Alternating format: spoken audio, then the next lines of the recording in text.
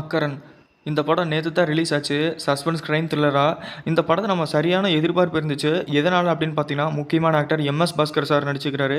And இதெல்லாம் தாண்டி பார்த்தீங்கன்னா, அவர் இந்த படத்தில் ஹீரோவாக நடிச்சுக்கிறாரு அப்படின்னு நம்ம எதிர்பார்த்தோம். அண்ட் எதிர்பார்த்த தாண்டி வேறு மாதிரி பர்ஃபார்மன்ஸ் இருந்துச்சு இந்த படத்தில். அண்ட் இந்த படம் உண்மையிலுமே ரொம்ப நல்ல படம். எல்லாருமே குடும்பத்தோடு போய் பார்க்க வேண்டியது. அடல்ட்டு 18+ அப்படிங்கிறதெல்லாம் கிடையவே கிடையாது. ஏன்னா ஃபஸ்ட்டு அப்படி தான் ட்ரெய்லரில் காமிச்சிருந்தாங்க. ஆனால் அதெல்லாம் தாண்டி பார்த்தீங்கன்னா, ஒரு பிரேக் பண்ணுற மாதிரி வேறு மாதிரியான ஒரு படத்தை நம்ம பார்க்க முடியும்.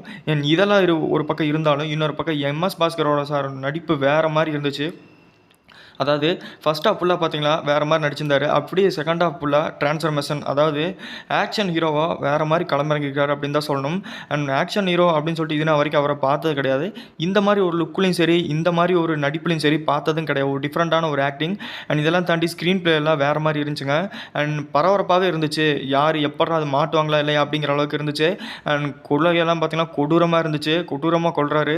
அண்ட் இவர் ஹீரோ ஒரு பக்கம் இருந்தாலும் வில்லனிசம் வேறு மாதிரி இருந்துச்சு அப்படின்னு தான் சொல்லணும். அதாவது நல்லவனுக்கு நல்லவன், கெட்டவனுக்கு கெட்டவன் அப்படிங்கிற மாதிரி சொல்லுவாங்க தெரியுங்களா? அந்த மாதிரி ஒரு லுக்கில் நம்ம பார்க்க முடியுது எம்எஸ் பாஸ்கரை. ரொம்ப கொடூரமான தோற்றத்தில் இருந்தார். அண்ட் சரி, இதில் ஒரு பக்கம் இருந்தாலும் இன்னொரு பக்கம் பார்த்தீங்கன்னா கதை ரீதியாக வேறு மாதிரி அடித்து தூக்கிடுச்சு. அண்ட் இந்த படத்தை கண்டிப்பாக தேட்டரில் மிஸ் பண்ணிடுறாங்க. இது ஒரு நல்ல தேட்டரிக்கல் எக்ஸ்பீரியன்ஸான படம். ஸோ நீங்கள் எத்தனை பேர் பார்க்கல பார்த்தீங்க அப்படிங்கிற மறக்காமல் கமெண்ட்டில் சொல்லுங்கள். லைக் பண்ணுங்கள், ஷேர் பண்ணுங்கள். நம்ம சேனலை மறக்காமல் சப்ஸ்கிரைப் பண்ணிவிடுங்க.